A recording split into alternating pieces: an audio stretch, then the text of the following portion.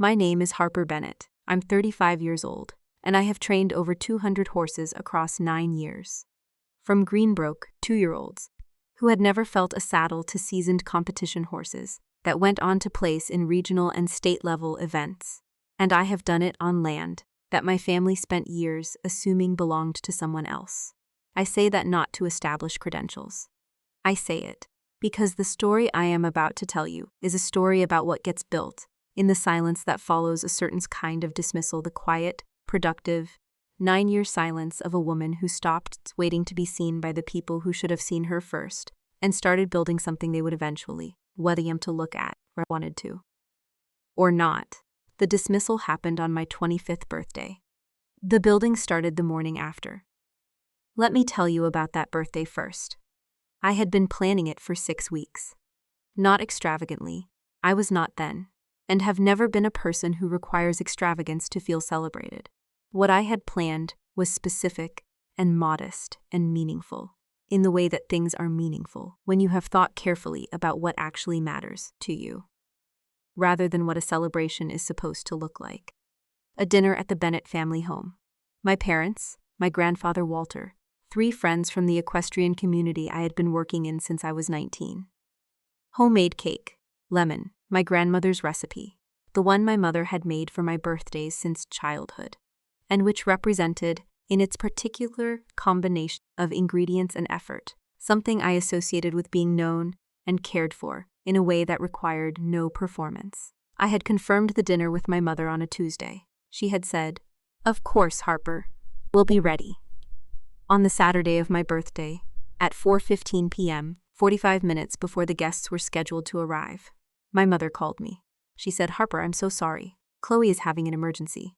I said, "What kind of emergency?" She said, "She's very upset. She needs us right now, you understand." I said, "Mom, it's my birthday. The guests are on their way," she said. "I know, sweetheart. But Chloe really needs us. You're so much stronger than she is. You'll be okay." I stood in my apartment with the phone in my hand and the lemon cake I had baked that morning on the counter in front of me and listened to my mother tell me that my sister's unnamed emotional distress, which would later be revealed to involve a disagreement with a friend about a social media post, was more urgent than my 25th birthday dinner. I said, "Okay, Mom." I put the phone down. I called my 3 friends and told them the dinner was canceled. I did not explain why in a way that required them to respond to the explanation. I said something had come up. I was sorry for the late notice. We would reschedule. Then I sat at my kitchen table with the lemon cake, and I did the arithmetic. Not the arithmetic of that specific evening, though that arithmetic was clear enough, and I had done it before, and the result was always the same. I did the larger arithmetic, the accumulated 9-year arithmetic of a family system that had organized itself around a specific understanding of who its members were and what they were worth, and that had communicated that understanding, not through any single dramatic act, but through the consistent, structural arrangement of whose needs were urgent and whose were manageable, whose emergencies were real and whose were minor inconveniences, whose birthday could be canceled on 45 minutes' notice, and whose could not. I ate a piece of lemon cake. I thought about my grandfather Walter, who had called me at noon that day with the specific, unhurried warmth of a man who understood that some things needed to be said before they had the chance to not be said. He had said, "Happy birthday, Harper Jean. I know what today will look like by the end of it. I want you to know that I see you. I have always seen you." I had said, "Thank you, Grandpa." He had said, "Come see me tomorrow. I have something to show you." I did not know, on my 25th birthday, what he was going to show me. I found out the next morning. But I am getting ahead of myself. If you grew up in a family where one child was the priority and you were the variable, where your needs were manageable and their needs were urgent, where your birthdays could be reorganized and their preferences were structural, drop a comment. Because I want you to understand that what I am describing did not feel dramatic from the inside. It felt like weather, like the specific, ambient conditions of a family system that had established its logic before I was old enough to question it, and that I had spent 25 years navigating the way you navigate weather.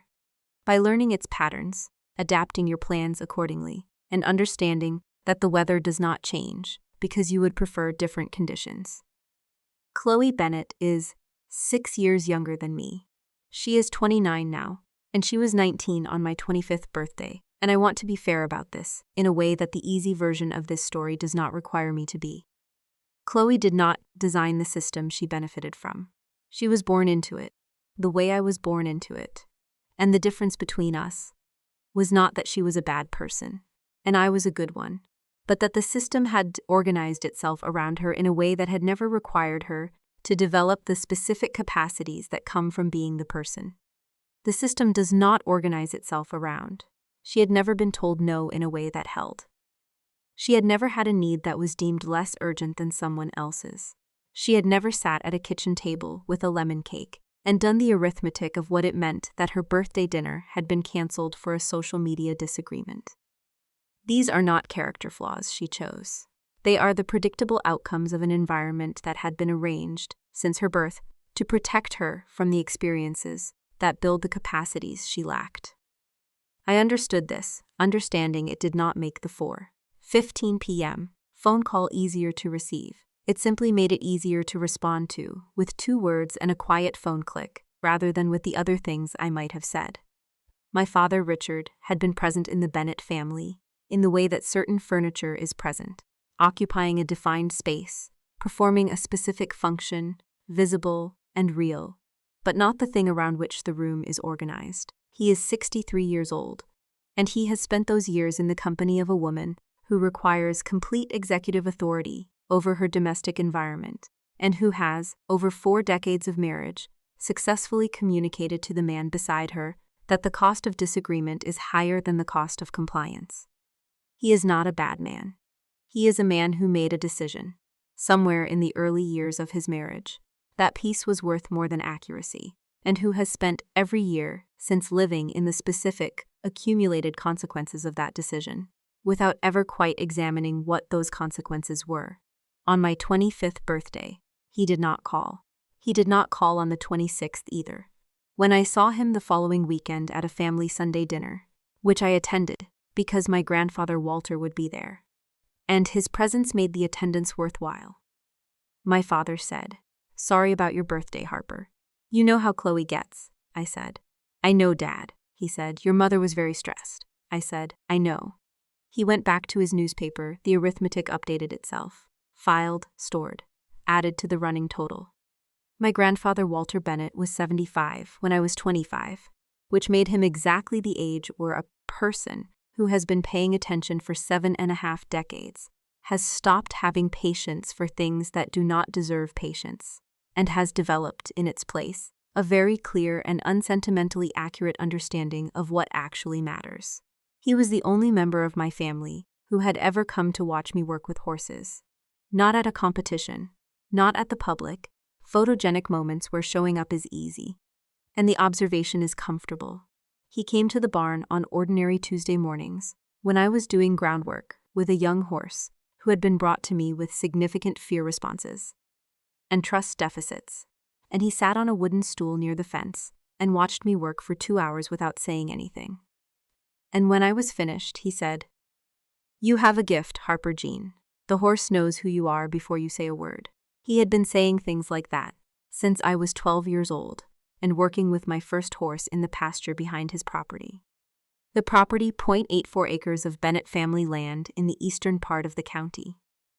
Rolling pasture, a creek that ran along the eastern boundary, a barn that Walter had built with his own hands in 1987 and maintained with the specific attentive pride of someone who understood that the things worth keeping require consistent care. The house where he had lived for 50 years.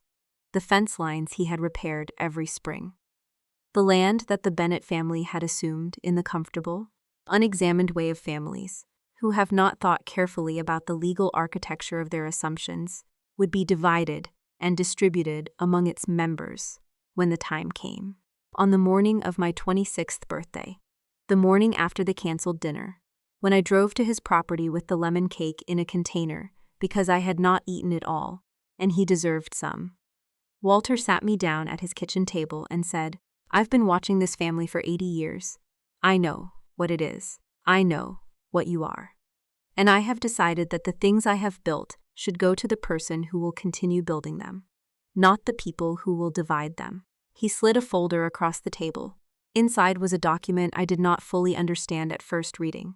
Legal language, property descriptions, county recording numbers, the specific formal vocabulary of real estate law that I had never had occasion to learn. I read it twice. Then I looked up at him. He said, "It's already done. Has been for 3 weeks. Daniel Foster. You'll meet him eventually. He's a good man." He handled the filing. "The county recorded it last Tuesday," I said. "Grandpa," he said, "you're going to build something here. I know it because I've watched you build things with nothing. And now you'll have something to build with. Don't argue with me about it. The decision is made." I looked at the document. My name, his name. The legal description of 84 acres of Bennett family land, a transfer date. A county seal, I said. "Does anyone else know?" he said. "No," I said. "Are you going to tell them?" He looked at me with the specific, unhurried patience of a man who has spent 80 years watching people make decisions and has developed very accurate instincts about which decisions require explanation and which require only execution. He said, "When the time comes, Daniel will tell them. That's what attorneys are for," I said. "Okay, Grandpa," he said. "Now give me some of that cake." I gave him some of the cake. We sat at his kitchen table in the morning light and ate lemon cake and looked out at the 84 acres that had, as of the previous Tuesday, become legally mine, and did not say very much more about it, because there was not very much more that needed to be said. If you have ever been handed something quietly, not with fanfare, not with an audience, not with the performed generosity of a gift designed to be witnessed, but simply and directly, by someone who saw you accurately and acted on what they saw, drop a comment, because that is a specific and rare experience, and I do not think it gets described often enough. The gift that does not require you to perform gratitude, because the person giving it does not need your gratitude. To know they did the right thing. Walter was that person. He was the only member of my family who was. The 9 years between my 25th birthday and the memorial gathering were not 9 years of waiting. I want to be clear about this because the easy version of this story, the version that is most dramatically satisfying, would have me spending those 9 years in a state of suspended, patient anticipation, waiting for the moment when the truth would be revealed, and the family who had canceled my birthday would be required to reckon with what they had dismissed. That is not what happened. What happened was that I built something. I moved onto Walter's property, 6 months after my 26th birthday, into the small guest house, at the eastern edge of the land that he had converted from a storage building, decades earlier, and that had a functional kitchen and 2 rooms and a view of the creek. From the back window, that I never stopped finding beautiful regardless of the season. I paid him rent. He resisted this, I insisted. We settled on a figure that was below market and above symbolic, and that represented in its specificity the particular negotiation of 2 people who respect each other too much for either pure generosity or pure transaction. I built the horse training operation from the ground up, not quickly, not with outside capital or family money or any resource that had not been earned through the specific unglamorous work of someone establishing a professional reputation in a field where reputation is built 1 horse and 1 client at a time. The first year I had 4 horses in training and made enough to cover my expenses and a small reserve. The second year, I had 9 horses and hired my first part-time stable hand. By year 5, I had a waiting list and a regional reputation for producing horses, with the specific, reliable softness of animals that had been trained with patience and consistency, rather than pressure and shortcuts. Ethan Brooks came to work as my ranch manager in year 4. He arrived with 12 years of experience, a quiet manner, and the specific, unhurried competence of someone who has spent a long time doing difficult work well and has no remaining interest in performing effort for an audience. He assessed the operation in his first week with the systematic thoroughness of a professional evaluating a system he was being asked to help manage, and at the end of the week he said, "This is a good operation. You've built it correctly. I'd like to stay," I said. "I'd like you to stay too." He stayed. In year 7, He became something more than my ranch manager, which happened gradually, and without either of us making a formal announcement about it, in the way that things happen between two people who have been paying attention to each other in a small, shared space for long enough, that the distinction between professional and personal becomes less a boundary and more a line that both people have stopped needing. My family did not know about Ethan for the first year after we became something more than professional, not because I was hiding him. I do not operate through concealment as a primary strategy, but because the information had not been requested and I had not offered it, and the family system that had organized itself around Chloe's needs did not have a great deal of bandwidth for the quiet developments in Harper's life. When they eventually met him at a family Christmas, my mother said, "Oh, he works for you? How nice." Chloe said, "Are you two a thing?" With the breezy curiosity of someone who finds other people's relationships interesting as social data, rather than as significant facts about people they care about. My father shook his hand. Walter, who had met Ethan 8 times by then, and had told me privately that he was the right person, said nothing at the Christmas dinner and smiled in the direction of his soup. Walter's health began to decline in the 8th year, not dramatically. Not in the sudden crisis-oriented way that medical emergencies present in the stories people tell about them. Gradually, the way that the health of very old people tends to decline when it declines honestly. A narrowing of the physical world, a slowing of the pace, an increasing preference for the familiar over the new. He spent more time on the porch. He walked the fence lines less frequently. He handed more of the daily decisions about the property to me, not formally. Not with a transfer of authority or a documented process, but through the simple, accumulating habit of no longer making those decisions himself. He was 83 in the 8th year and 84 when he died. He died on a Tuesday morning in April, which would have felt like a detail, except that Tuesday mornings were when I did groundwork with the young horses, and he had, throughout the 9 years I had lived and worked on his land, occasionally come to sit on the wooden stool near the fence and watch. I had not known, on the last Tuesday morning he came to watch, that it was the last time. He had sat on the stool for about 40 minutes, watching me work with a 3-year-old mare who had come to me 3 weeks earlier with significant trailer trauma, and who was by that Tuesday beginning to show the first reliable signs of trust. He had not said much. When I finished, he had said, "She's going to be a good one," and walked back to the house. He died in his chair on the porch at 11:40 a.m. I found him when I came in for lunch. I sat with him for a while before I called anyone, not because I was not ready to call. I knew what needed to be done, and I would do it. But because the specific, irreversible quiet of that moment deserved more than to be immediately converted into logistics, and because the last person in my family who had seen me accurately deserved to have someone sit with him in the particular silence of a Tuesday morning in April, before the world was informed that he was gone, and began its process of responding to that information. I sat with him for 20 minutes, then I called Daniel Foster, then I called my mother. My mother arrived at the property 2 hours after I called her. She arrived, I noticed, with a notepad. She walked through the house with the specific proprietary energy of someone conducting an inventory, not obviously, not in a way that could be easily named as what it was, but visible to anyone who was watching. With the attention I had developed over 35 years of watching Diane Bennett navigate situations that involved resources, she considered relevant to her interests. She looked at the furniture. She noted the outbuildings. She stood at the kitchen window and looked at the barn and the pasture and the 84 acres of Bennett land with the expression of a woman doing the arithmetic of what she was looking at. She said, "We'll need to get a realtor in. The property will have to be appraised before we can divide the estate." I said, "Okay, Mom," she said. "I'm thinking we should have a memorial gathering here, something for the family and Walter's community. It would be the right thing to do," I said. "I think that's a good idea," she said. "We can use it as an opportunity to announce the estate plans. Get everyone together," I said. "I'll help organize it."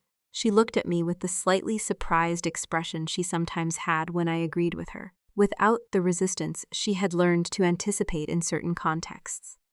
Then she went back to her notepad. I went back to the barn. Lily Carter, my 21-year-old stable worker, was finishing the afternoon feeding. She looked up when I came in and said, "I'm so sorry about Mr. Walter Harper," I said. "Thank you, Lily," she said. "He used to come and watch sometimes. When you were working the young ones, he always looked so proud," I said. He was. I picked up a brush and started grooming the 3-year-old mare, the one Walter had watched, on the last Tuesday morning, the one he had called a good one. She leaned into the brush with the relaxed, trusting weight of an animal that has decided the person beside her is safe.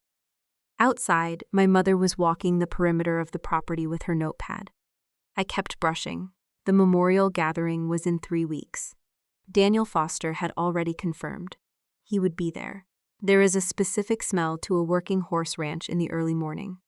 Not the romanticized version, not the clean, cinematic smell of hay and open air that people imagine when they think about horses and open land. The actual smell is more complicated than that. It is hay, yes, but also the specific warm animal smell of horses who have been in their stalls overnight, and leather conditioner, and the particular dusty sweet smell of grain being poured into feed buckets, and underneath all of it, the smell of earth, the specific, seasonal earth of 84 acres that has been worked and walked and cared for across decades. And that smells different in April than it does in October, and different after rain than after a week of dry wind. I had been waking up to that smell for 9 years. My mother had been to the property 6 times in 9 years.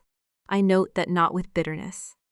I had stopped organizing my emotional responses around my mother's choices, long before I moved on to Walter's land. But because it is relevant context for what happened in the 3 weeks between Walter's death and the memorial gathering, Diane Bennett arrived at the property.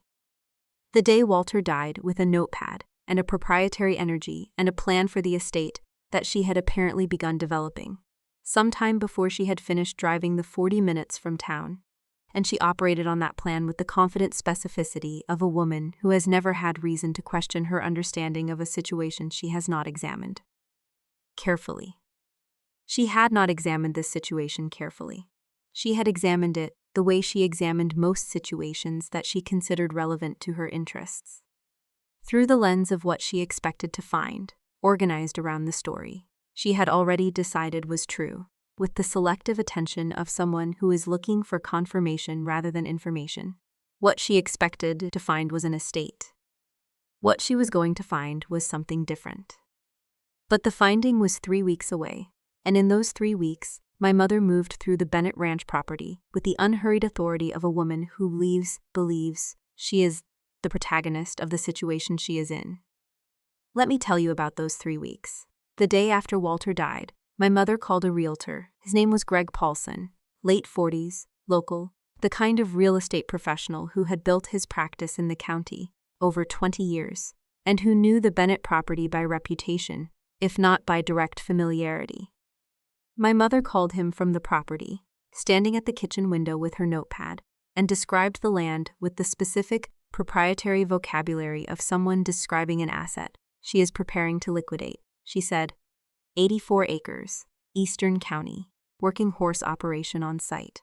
Main house, barn, guest house, outbuildings. We're looking at a full estate appraisal and then a sale, probably within 90 days of the estate clearing probate. Greg Paulson said something about timeline and market conditions and appraisal process. My mother took notes. I was in the barn when this call happened. I knew about it because Lily, who had been filling water buckets near the open barn door, could hear my mother's voice through the kitchen window, and reported the general content of the conversation to me with the slightly uncertain expression of a 21-year-old who is not sure whether the information she has overheard is something her employer already knows or something her employer needs to know. I said, "Thank you, Lily," she said. "Is everything okay?" I said, "Everything is fine." She went back to the water buckets. I went back to the 3-year-old mare. If you have ever watched someone make confident plans about something that is not theirs to plan, and said nothing, not because you lacked the words, but because you understood that the timing of information matters as much as the information itself, drop a comment. Because the discipline of that silence is something that most people underestimate. It is not passivity. It is the specific, active patience of someone who knows that the correct moment has not yet arrived, and that acting before it does would waste the only advantage they have. I called Daniel Foster. The evening of the day, my mother called the realtor. Daniel Foster is 58 years old, and he has been a practicing estate attorney for 31 of those years, and he has, in that time, developed the specific, unflappable calm of a professional who has sat across from every variety of family dynamic that grief and property and the intersection of the two can produce, and who has learned that the most useful thing he can be in most of those situations is steady, precise, and completely without drama. He answered on the second ring. I said, "My mother has contacted a realtor. She is operating under the assumption that the property is part of the estate." He said, "I expected that." I said, "What do I need to do?" He said, "Nothing yet. The deed is recorded. The county record is clear. When the time comes, the documentation will speak for itself. Until then, let her plan." I said, "She's talking about a 90-day sale timeline." He said, "She can talk about whatever timeline she likes. She cannot sell property she does not own." A pause. "Harper, I want to be clear about something. When this comes out, and it will come out at a moment of your choosing, it is going to be significant. For your mother, for your family. I want to make sure you have thought carefully about the setting." I said, "I have." He said, "The memorial gathering." I said, "Yes." He was quiet for a moment, then he said, "Walter told me when we executed the transfer that he wanted the truth to be established publicly, in a room full of people who knew him." He said, and I am quoting him directly, "I don't want it to be a private conversation that gets rewritten later. I want it said out loud, with witnesses, so it can't be managed back into something else." I said, "That sounds like him." He said, "It does." Another pause. "I'll be there, with the certified copy of the deed and the original transfer documents and the county recording confirmation." "Everything in order," I said. "Thank you, Daniel." He said, "He was a good man, Harper. This is the right outcome." I put the phone down and sat for a moment in the small kitchen of the guest house. The kitchen with the view of the creek. The kitchen where I had eaten 9 years of early mornings before going out to the barn, the kitchen that was mine, in every practical and legal sense, and that my mother was currently planning to include in a real estate sale. She did not have the authority to execute. Then I went to bed. I had work in the morning. The memorial gathering was set for 3 weeks, from the date of Walter's death. My mother organized it with the focused, detailed energy she brought to any event that she considered a reflection of the family's public image. She called Walter's neighbors and the members of his church community, and the people from the County Agricultural Association he had been part of for 40 years. She arranged catering, finger sandwiches, and coffee, and the specific, modest spread of a family gathering that is performing grief without being consumed by it. She selected photographs for a display table and wrote a program and chose readings. She did all of this at a property she did not own, for an event whose conclusion she had not anticipated. I helped where I was asked to help. When she needed the barn cleared for additional parking, I cleared it. When she asked me to confirm, the guest house was available for family members who needed a space to prepare before the gathering, I confirmed it. When she asked whether I thought the east pasture would be suitable for an overflow parking area, I walked the fence line with her and confirmed. The footing was good. I was cooperative, present, and entirely uninformative about the one piece of information that would have changed every conversation she was having about the property's future. This was not deception. I had not lied to my mother. She had not asked me whether I owned the property. It had not occurred to her to ask, because the story she was operating inside did not have a place for that question. The assumption was so foundational to her planning that it functioned not as a belief she held, but as a fact she had already incorporated into the architecture of what came next. You do not ask whether the floor will hold you. You simply walk. I let her walk. Chloe arrived at the property the weekend before the memorial. She arrived in the specific way Chloe arrives at places, in a car that needed an oil change, 40 minutes later than she had said she would be, with 2 large bags for a 2-night visit, and the immediate ambient energy of someone who has relocated the center of attention to wherever they currently are. She hugged me at the door. She said, I'm so sad about Grandpa.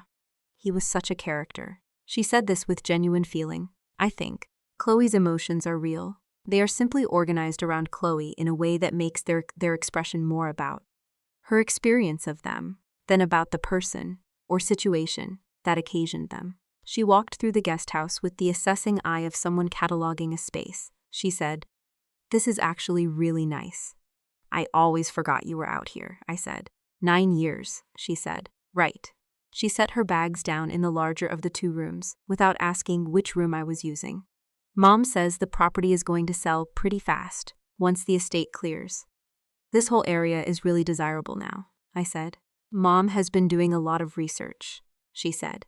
"She's been talking to that realtor Greg about comparable sales. She says we're probably looking at." She named a figure that was approximately 30% below what the property would actually appraise for, which told me my mother had been receiving the kind of preliminary realtor guidance that is designed to manage expectations downward before the formal appraisal establishes the actual number, which, after it's split 3 ways, is still pretty significant, I said. 3 ways, she said. You, me, and Dad. That's how estates work, right? Equal shares. I looked at my younger sister, 29 years old, standing in my kitchen, planning her share of the property I had been building on for 9 years, with the comfortable confidence of someone who has never had reason to examine the assumptions she is operating on. I said, "Something like that," she said. "Is there anything to eat?" I didn't stop on the way. I made her a sandwich. Ethan found me in the barn at 9 p.m. that night. I was doing a final check on the horses, the specific, end-of-day rounds that I did every evening regardless of what else was happening, because the horses did not adjust their needs to accommodate family dynamics, and because the routine of it was one of the reliable structures of my day. He came in quietly, the way Ethan does most things, and stood near the entrance for a moment. Before he came to stand beside me at the stall of the 3-year-old mare, he said, "How are you doing?" I said. "I'm okay," he said. "Your sister ate the last of the good bread," I said. "I know." He was quiet for a moment, watching the mare. Then he said, 3 days, I said. 3 days, he said. "Daniel confirmed he'll be there by 10, I said. "Good." He put his hand on my shoulder briefly. The specific, undemonstrative warmth of a person who expresses care through presence, rather than performance. Then he went back to the house. I stayed with the mare for another few minutes. She was doing well. Her fear responses had decreased significantly over the 6 weeks since her arrival. She stood quietly at the stall door, her breath slow, and even her ears relaxed in the particular, soft position of an animal that has decided the environment it is in is safe. It had taken 6 weeks to earn that. Some things take the time they take. The day before the memorial, my mother convened what she called a family meeting at the main house. She sat at Walter's kitchen table, the table where Walter and I had eaten lemon cake on the morning of my 26th birthday, the table where he had slid the folder across to me and told me the decision was made, and she spread out a printed document that Greg Paulson had prepared, a preliminary market analysis for the property, with comparable sales and an estimated value range, and a suggested listing timeline. My father sat to her left with the specific, slightly uncomfortable expression of a man who is present at a meeting. He did not organize and does not entirely understand, but has decided is not worth objecting to. Chloe sat across from my mother with her phone face up on the table. I sat at the end of the table. My mother said, "I want us to be aligned before tomorrow. The gathering is primarily about honoring Walter, of course, but it is also an opportunity to begin talking with the community about the property's transition. I've asked Greg to come, not to conduct business, just to be available if anyone has questions. We should be transparent about the family's plans." My father said, "That seems reasonable." Chloe said, "What about the stuff in the house, the furniture and everything?" My mother said, "We'll do a full estate inventory after the gathering. Anything of sentimental value gets divided first. The rest goes to auction or estate sale before the property lists." I looked at the kitchen where Walter had made his coffee every morning for 50 years. The specific worn quality of the countertop, at the spot where he always stood. The hook by the back door where his hat hung, still hung, because I had not moved it and was not going to move it, I said. That sounds like a plan. My mother looked at me. She had the slightly uncertain expression again. The one she sometimes had when I agreed with her, without the resistance she expected. She searched my face briefly, the way she sometimes did, and found what she always found there. The composed, unreadable surface of a woman who had learned very young to keep the interior work interior. She went back to the document. If you have ever sat in a room while someone planned the future of something that belonged to you, confidently, in detail, with spreadsheets and timelines and a realtor's market analysis, and said nothing, not because you were afraid, but because you understood that the document in your attorney's briefcase was more powerful than anything you could say. At a kitchen table, drop a comment, because that is a specific kind of patience that most people do not have, and that I had spent 9 years developing. Lily arrived early on the morning of the memorial. She came at 6 a.m., 2 hours before the gathering was scheduled to begin, and she came with the practical, organized energy of someone who had decided that the most useful thing she could do was make sure the property looked exactly as it should for the occasion. She swept the barn entrance. She straightened the fence line along the main approach to the house. She filled the water troughs and checked the horses and arranged the small memorial display I had put together near the barn entrance. Photographs of Walter on the property across the decades. His hat on a wooden post beside them. A single arrangement of wildflowers in a mason jar that Ethan had picked from the creek bank that morning. She stood beside me looking at the display when she finished. She said, "He would have hated a fuss." I said, "He would have said it was too much," and then looked at every photograph. She smiled. Then, "Are you ready for today?" I looked at the 84 acres in the early morning light. The pasture where the horses were beginning to move in the slow, unhurried way of animals starting their day. The barn Walter had built in 1987. The fence lines he had repaired every spring. The creek along the eastern boundary that I could hear from where I was standing when the wind was right. I said, "I've been ready for a long time." Daniel Foster's car turned onto the property road at 9:47 a.m. He parked near the main house and got out and opened the back door of the car and took out a leather briefcase with the careful, deliberate movement of a man who is treating what he is carrying with the respect it deserves. He walked toward me across the morning. He said, "Good morning, Harper." I said, "Good morning, Daniel." He held up the briefcase slightly. "Everything is in here. Certified copy of the deed, the original transfer documents, the county recording confirmation, and Walter's letter." I said, "Walter left a letter," he said. "He dictated it to me 8 months ago and signed it in front of 2 witnesses." He said, and I am again quoting directly, "In case Diane tries to make it about her feelings instead of the facts, give them this." I looked at the briefcase. I said, "He thought of everything." Daniel said, "He was a very thorough man." The first guests arrived at 10:15. My mother arrived at 10:30, with Chloe and my father and Greg Paulson, the realtor, who had been invited by my mother in a capacity she had described as informational, and who carried himself with the slightly uncertain energy of a man who is not entirely sure why he has been asked to attend a memorial gathering, but has decided that the client relationship justifies the ambiguity. The gathering filled in over the next 30 minutes. Neighbors, members of Walter's church community, people from the County Agricultural Association, the farrier who had been shoeing horses on this property for 20 years, 2 families from down the road who had known Walter since before I was born. I stood near the barn entrance and greeted each of them, and received their condolences and listened to their stories about Walter with the full attention those stories deserved, because each one was accurate. Each one described a version of my grandfather that I recognized, that matched the man who had sat on a wooden stool and watched me work with horses, and told me I had a gift before I had any external evidence that he was right. At 11:30, my mother moved to the center of the gathering and asked for everyone's attention. She had prepared remarks. She spoke about Walter for 4 minutes. Warmly, accurately in the broad strokes, with the specific, polished delivery of a woman who has given public remarks at family events many times and knows how to modulate her voice for an outdoor gathering.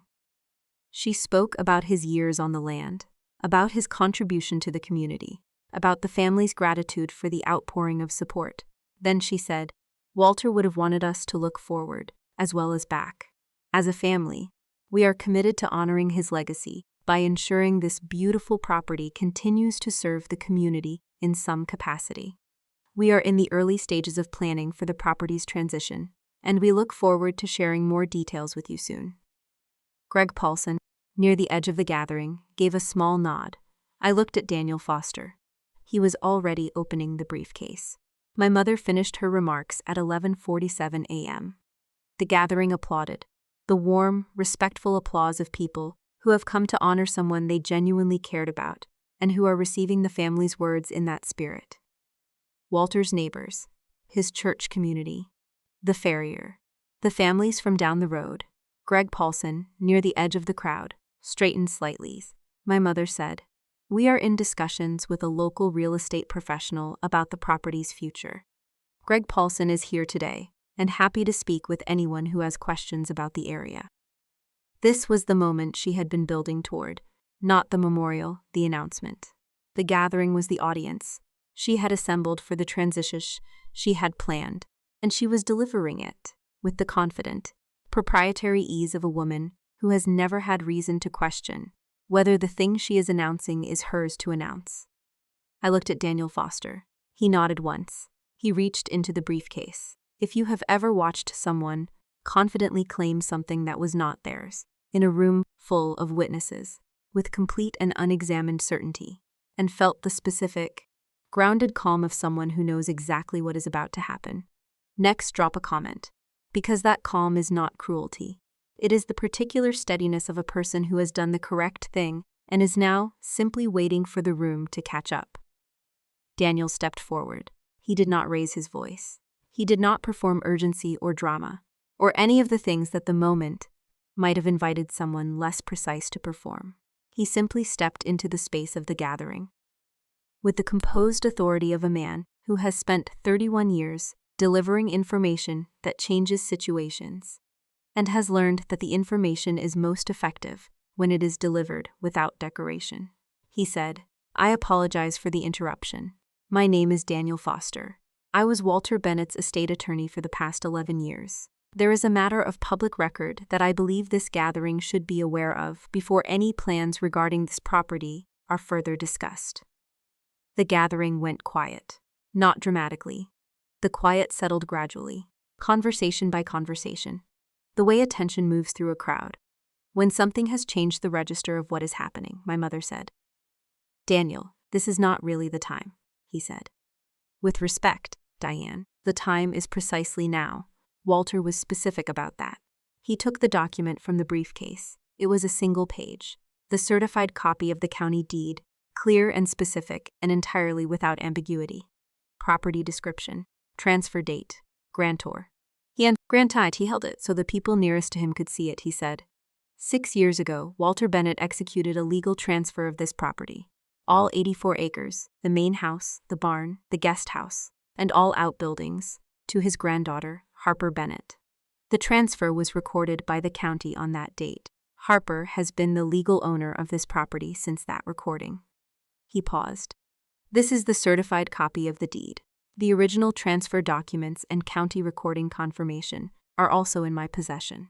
There is no ambiguity in the record. The gathering was completely still. My mother's face went through 3 expressions in under 4 seconds. The first was confusion, the genuine processing confusion of someone receiving information that does not fit the architecture of what they believed.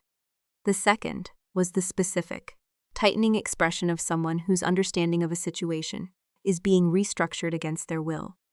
The third was something I had not seen on my mother's face before. Not anger, not yet, but the precursor to it, the moment before the emotion arrives when the body is already preparing the response. She said, That's not possible, Daniel said.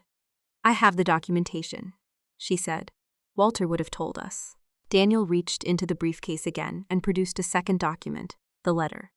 4 pages, handwritten, signed, and witnessed. He said, Walter left a letter. He anticipated this conversation. My father made a sound, a quiet, involuntary sound, the exhalation of a man absorbing something that has restructured his understanding of the last 3 weeks. He looked at my mother. Then he looked at me. I looked back at him. Chloe said, "Wait, Harper owns it? All of it?" Daniel said, "All of it. Has for 6 years." Chloe looked at me with the open, slightly stunned expression of someone whose arithmetic has just been fundamentally revised. "You knew, this whole time. You knew, and you didn't say anything," I said. "Walter asked me not to, until the right moment," my mother said, and her voice had found the register it found, when she was beyond the performance of composure. "This is, Harper, you should have told us. We have been making plans," I called Greg. "I have been talking to the estate attorney about probate. I said. "Mom," she stopped. I said, "You made plans about a property you assumed was yours to plan about. You did not ask. You did not look at the records. You did not speak to Walter's attorney before you called a realtor." I paused. "Walter knew you wouldn't. That's why he did it the way he did." The gathering was watching Walter's neighbors, his church community, the people who had known him for decades, and who were now witnessing the specific, public moment he had apparently designed with the particular thoroughness of a man who understood that truth, to be durable, needed witnesses. Greg Paulson, near the edge of the crowd, had the expression of a man who has just understood that the listing he was anticipating does not exist and is recalculating his afternoon. My mother said, "I want to speak with a lawyer." Daniel said pleasantly, "You are welcome to. I am happy to provide the county recording number so your attorney can verify the record independently." Daniel read excerpts from Walter's letter to the gathering, not all of it. Some of it was private, addressed to me specifically, and I had asked him before the gathering to read the portions Walter had intended for the room and hold the rest. Walter had written in the careful handwriting of a man who had thought about every word, "I have watched this family for 84 years. I know what it is. I know what Harper is. I am not making this transfer to punish anyone. I am making it because the land should go to the person who will continue building on it, who has already been building on it, who understands what it cost and what it is worthful in ways that cannot be calculated in a realtor's market analysis. Harper has been on this land for 9 years. She has worked it, improved it, and cared for it the way I cared for it. The deed reflects what was already true. I simply made the paperwork match the reality." The gathering was quiet when Daniel finished reading. Walter's neighbor from the adjacent property, a man in his 70s who had known Walter for 40 years, said clearly and without drama, "That sounds exactly like him." Several people nodded. My mother had stopped speaking. She was standing near the catering table with her arms crossed and her expression compressed, in the way it compressed, when she had run out of available moves and had not yet found a new position. Chloe was beside her, having relocated to her mother's side, with the instinctive, gravitational pull of someone seeking the familiar structure in an unfamiliar situation. My father was standing slightly apart from both of them. He was looking at me. I looked back. He said quietly enough that only I could hear, "I'm sorry, Harper." I said, "I know, Dad." He said, "I should have." He stopped, then, "I know." He went to stand beside my mother. Some things take longer than a single conversation. I walked my family to the gate at 12:34 p.m. Not dramatically, not with the performed authority of someone who has been waiting for this moment and is now extracting maximum satisfaction from it. Simply and directly, the way you walk guests to the door when a gathering has concluded and it is time for them to go. I said to my mother, to my father, to Chloe, clearly, and without raising my voice, "I think it's time for you to head home. I'll be in touch through Daniel when there are estate matters that require your involvement." My mother said, "This is not over, Harper." I said, "The county record is clear, Mom. Daniel's information is accurate. There is nothing to contest." She said, "I am your mother." I said, "I know." She looked at me for a long moment, with the expression of a woman who has spent 61 years operating inside a family system that organized itself around her authority, and who is encountering, for the first time in a significant way, the specific structural limits of that authority when it meets documentation. Then she walked through the gate. My father followed her. He stopped briefly beside me. He said, "I'll call you." I said, "Okay, Dad." He walked through. Chloe stopped at the gate. She said, "I just want you to know that I didn't know any of this. About Grandpa, about the property. I didn't know," I said. I know you didn't, Chloe, she said. Are you angry at me? I looked at my younger sister, 29 years old, genuinely confused, operating with the specific combination of entitlement and emotional transparency that had characterized her since childhood. The entitlement was the system's product. The transparency was hers. I said, no, I'm not angry at you, she said. Okay, a pause. I'm sorry about your birthday. The one when I know that was a thing. I said, it was a long time ago. She walked through the gate. I closed it behind her.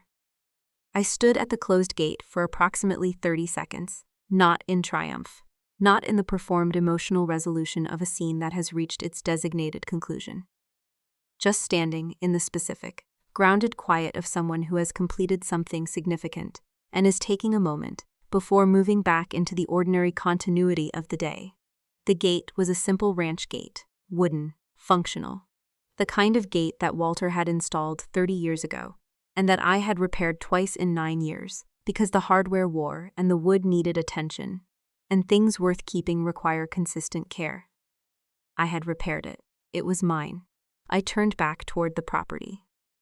The remaining guests stayed another hour, Walter's neighbors and his church community, and the people who had known him for decades, moved through the gathering with the specific, warm energy of people who have witnessed something true, and are processing it in the way that communities process things. Through conversation, through the sharing of small, particular memories, through the gradual, collective absorption of what has happened. Walter's neighbor, the man in his 70s who had said, Daniel's reading sounded exactly like Walter, found me near the barn. He said, he planned that, didn't he? The whole thing. I said, every detail. He laughed, a short, genuine laugh. The laugh of someone recognizing a person they knew in the specific shape of what that person had done. That is the most Walter thing I have ever heard. He hated loose ends, I said. He was very thorough, he said. He was right about you too. Always said you were the one who understood what this land was.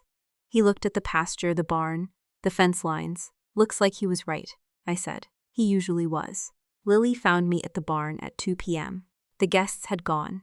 Ethan was doing the afternoon rounds. The property had returned to its ordinary, working quiet. The specific, unhurried quiet of 84 acres that has been cared for and is continuing to be cared for, regardless of what happened at a gathering 3 hours earlier. Lily said, Are you okay? I said. Yes, she said. That was, when Daniel read the letter. She stopped. Mr. Walter really loved you, I said. I know. She was quiet for a moment then. Can I ask you something? I said. Sure, she said. When you were my age, did you know it was going to work out like this? I looked at her. 21 years old at the beginning of something, standing in a barn on land that had been built and fought for and documented and ultimately secured through 9 years of quiet, consistent work. I said, no, I knew I was going to keep working. The rest I figured out as it came. She nodded slowly, with the particular interior nod of someone filing information they intend to keep. I said, that's usually how it goes, Lily. You do the work that's in front of you. You do it correctly. You don't wait for someone to tell you it's worth doing, she said. Is that what Mr. Walter told you? I said. He showed me. There's a difference. Ethan came in from the afternoon rounds at 4 p.m. He set his jacket on the hook by the barn door. The hook Walter had installed, the hook I had kept in exactly the same position, and looked at me with the quiet, undemonstrative attention. That was his primary language. He said, How are you? I said, Good, tired, good, he said. Your mother called the property line twice after she left. I said, I know, I didn't answer, he said. Daniel called too. I said, I'll call him tomorrow. He nodded then. You want to do the evening check together? I said, yes. We walked the barn together in the specific, companionable quiet of two people who have been doing the same work in the same space, long enough that the routine itself is a form of conversation. Each stall, each horse. The 3-year-old mare last.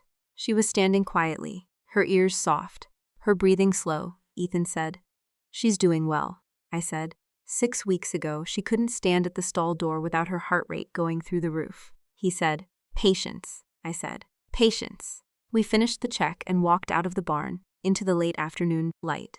The specific, low, golden light of an April evening, on 84 acres of Eastern County land. the light that came across the pasture and caught the fence lines and made the creek along the eastern boundary, visible as a bright thread in the middle distance. I stood in that light for a moment. Walter had stood in this same light for 50 years. He had built the barn behind me with his own hands. He had repaired the fence lines every spring. He had sat on a wooden stool and watched a 12-year-old girl work with her first horse in this pasture, and told her she had a gift before she had any external evidence that he was right. He had been right. He had always been right. I looked at the gate at the end of the property road, closed, latched, exactly as I had left it at 12:34 p.m. I did not feel victorious. I did not feel the performed, dramatic satisfaction of a person who has watched a plan complete itself in public and is now collecting the emotional reward. I felt the specific, quiet thing that comes after something correct has been done. Not happiness exactly, not relief exactly, but the grounded, unhurried sense of a person who is exactly where they are supposed to be, doing exactly what they are supposed to be doing, on land that is exactly and legally and permanently theirs. I went inside. I made dinner. The gate stayed closed.